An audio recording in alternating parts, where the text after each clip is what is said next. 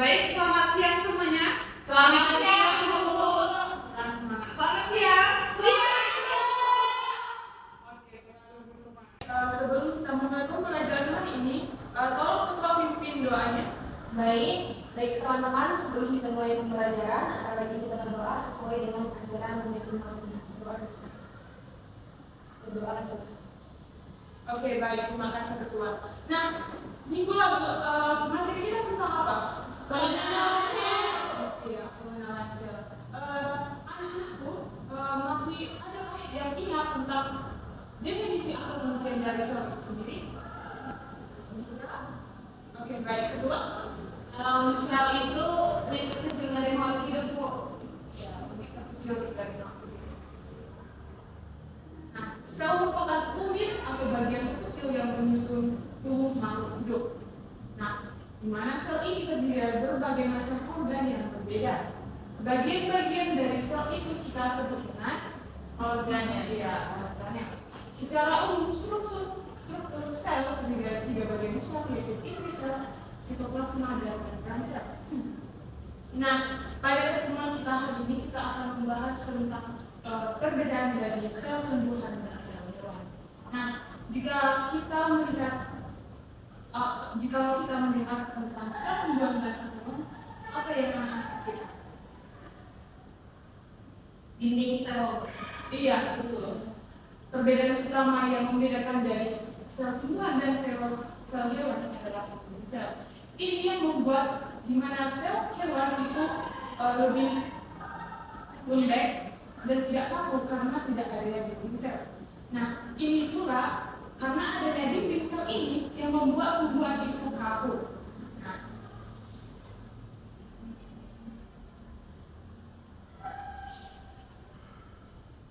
Nah, ada pun materi yang selanjutnya adalah tentang spesialisasi sel, yang mana itu terdiri dari 2, yaitu uniseluler dan multiseluler. Yang pertama itu adalah contoh organisme uniseluler, yaitu bakteri pada organisme dari ketajaran atau pusat. Yang kemudian adalah multiseluler, yaitu bisa dikatakan yang kedua adalah multiseluler, yang bisa dikatakan sebagai sel-sel yang mengalami spesialisasi. Nah, yang selanjutnya adalah spesialisasi pada sel tumbuhan. Yang pertama adalah sel akar rambut, di mana spesialisasi sel akar rambut pada tumbuhan memudahkan tumbuhan untuk meningkatkan penyerapan air karena adanya area permukaan atau area yang besar. Anak-anak bisa melihat pada gambar itu ada layar, di mana gambar tersebut adalah spesialisasi tumbuhan berupa sel akar rambut. Yang kedua adalah stomata yang berfungsi sebagai tempat untuk mengambil gas atau dioksida dan melepaskan oksigen. Nah, bentuk stomata itu bentuknya seperti itu, melengkung dan ada celah di tengahnya, di mana celah ini akan menutup dan membuka. Nah, untuk memperdalam pengetahuan anak-anak sekalian tentang perbedaan sel tumbuhan dan sel hewan yang tidak hanya secara teori saja, kita akan melakukan praktek langsung supaya mendalami materi yang kita pelajari sekarang. Nah, pada materi LKPD atau praktek yang akan kita lakukan akan saya serahkan kepada Ibu. Baik, terima kasih untuk Ibu Salina. Nah, jadi anak-anak sekalian, kita sudah mengenai LKPD ini. Materinya itu perbedaan sel tumbuhan dan sel hewan. Nah, di mana langsung aja. Nah, kita ini menggunakan preparat awet sel tumbuhan seperti bawang bombay dan juga sel pipi.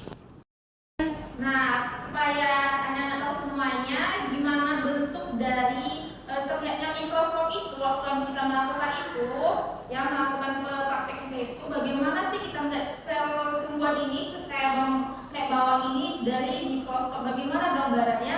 Jadi sebelumnya Ibu mau memperlihatkan dulu ya bentuk fisik dari bawang merah.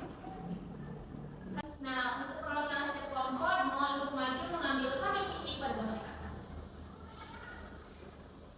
Nah, sudah dibagi kepada masing-masing setiap perwakilan kelompok untuk mengamati sampel fisik dari bawang merah. Oke, untuk lebih mendalam dan lebih kita tahu bagaimana bentuk fisik yang lebih dalam atau sel dari bawang merah ini, kita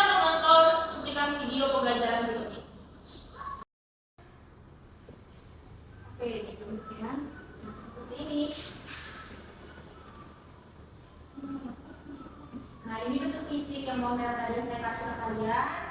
Nah, bagaimana ini? Kita lihat pakai mikroskop. Ini di zoom 10 kali begini hasilnya.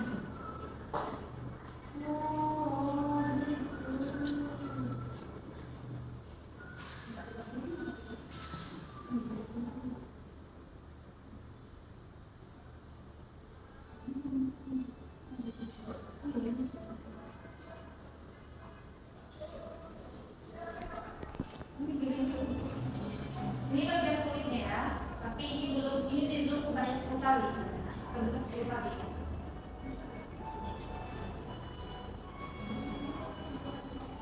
Nah, ini sudah terlihat lebih dalam misalnya. Nah, sudah lebih jelas. Seperti itu.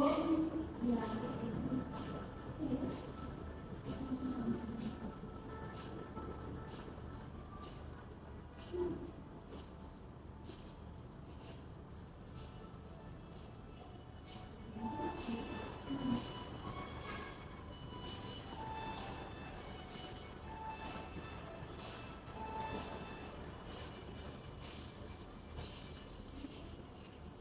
Nah, seperti itu ya anak semuanya. Jadi semua udah paham kan? Jadi dia itu ketika kita menzoom pakai mikroskop lebih dalam, sel dari bawang merah ini berbentuk seperti kulit ular tadi katanya kan.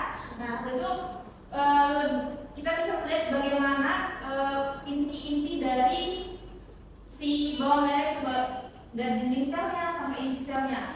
Nah, anak-anak semuanya, di sini ibu simpulkan bagaimana gambaran sel bawang merah itu di bawah mikroskop tadi. Nah, nanti anak-anak semuanya bisa praktik ya, praktik mandiri.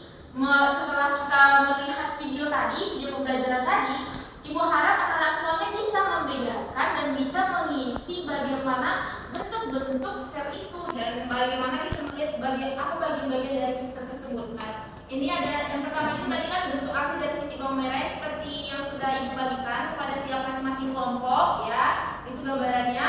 Yang kedua itu ada bentuk fisik sel bawang merah ketika di zoom 10 kali. Nah, seperti itu. Nanti ketika anak-anak semua praktik, bisa anak-anak melihat poin-poin yang ibu bagikan nanti ke kalian. Baru yang gambar yang ketiga ini adalah bentuk hasil zoom dari sel pertumbuhan bawang merah. Nah, inilah hasil zoomnya yang tadi itu.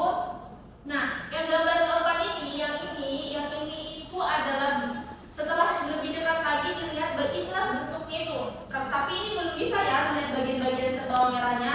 Lalu anak-anak semuanya nanti bisa melakukan seperti di gambar nomor 5 ini. Nah, semuanya bisa melihat nih. Oh, ini dinding sel, oh ini yang inti sel, seperti itu ya. Baik, terima kasih kepada Ibu Ida. Selanjutnya, hasil pengamatan yang telah anak-anak lakukan agar dicatat di tabel hasil pengamatan. Jika anak-anak sudah menemukan organel-organel apa saja yang telah anak-anak lihat melalui mikroskop seperti di mana letak dinding sel, di mana sel membran dan nukleus dan lain-lainnya, anak-anak bisa mengisi di hasil tabel pengamatan. Dan jangan lupa untuk mengirim atau mengumpulkan tabel hasil pengamatan di minggu yang berikutnya. Yang ini yang ada di struktur ini, ada dinding sel, sel membran. Nah, anak-anak bisa melihat lebih detail dan melihat apa sih perbedaan dari sel tumbuhan dan sel hewan tadi. Inilah tujuan capaian pembelajaran kita yang hari ini. Jadi, jika nanti anak-anak melihat ternyata di sel tumbuhan itu ada dinding sel, baru istilah sentral atau ada dinding sel. Kalau di sel yang tidak ada, baru tidak diisi. Baru buat keterangan. Kenapa di sel tumbuh, contohnya, kenapa di sel tumbuh itu ada dinding sel dan di sel hewan itu tidak ada dinding sel. Nah, anak-anak menjelaskan sesuai bentuk pengamatan atau hasil pengamatan yang kalian lakukan. Paham? Paham, Bu. Oke. Nah, setelah anak-anak tadi sudah melakukan perbedaan-perbedaan itu dan mengamati, jangan lupa anak semuanya mengisi pertanyaan-pertanyaan yang ada di LKPD yang ibu berikan ya. Ada 3 pertanyaan, jadi tolong dijelaskan secara detail dan sesuai dengan pengamatan yang kalian dapatkan. Oke? Oke. Mungkin sampai sini saja pembelajaran kita yang kita lakukan mengenai perbedaan sel tumbuhan dan sel hewan. Nah, jika anak-anak belum paham atau mau lebih detail lagi penjelasannya, boleh konfirmasi ke ibu. Untuk itu, untuk menutup pelajaran kita hari ini, saya serahkan kepada ketua kelas untuk memimpin doa.